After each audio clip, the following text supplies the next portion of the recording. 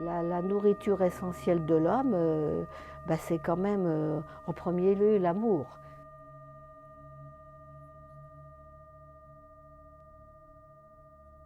Ma pratique spirituelle, elle consiste en plusieurs choses. Il y a des récitations de mantras. Nouvelle, manifeste-toi, nous t'en prions, pour qu'un âge divin émerge et se déploie. Donc quand on commence, quand on rencontre le maître, il nous donne certains mantras et certaines pratiques respiratoires. Puisse le dharma divin s'élever, nous saluons ta divine lumière. C'est magnifique ça. Ça a commencé véritablement en octobre 2005, quand je suis allée en Inde pour la première fois rencontrer Shri Tata.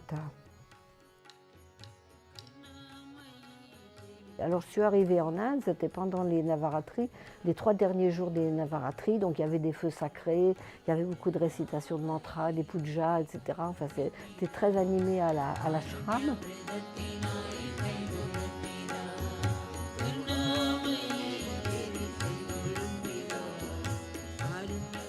Il y a une énergie dans le feu qu'on retrouve aussi dans nos cellules, puisque quelque part c'est l'énergie des atomes. Voilà, 19 pages de sanskrit qu'il faut apprendre à réciter. Et une année à Kollur, eh bien, on a récité le chœur de l'hymne.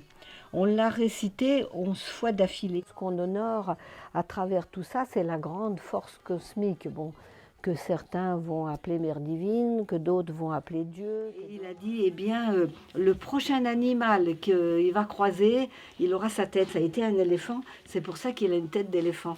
Mais que du coup, il est très fort. Non, c'est magnifique la mythologie indienne. Ça peut arriver que ça se transforme en secte, c'est vrai. Je crois qu'il faut bien savoir choisir son maître. On acquiert une paix intérieure. On traverse mieux les épisodes difficiles. Pour les gens qui ont suivi un maître, il n'est pas rare qu'au moment du départ, eh bien là, hop, voilà, l'énergie. En fait, ça consiste en la fusion de l'énergie cosmique qui descend et de l'énergie terre qui monte. Les deux se rejoignent au cœur à partir du chakra racine et du chakra coronal.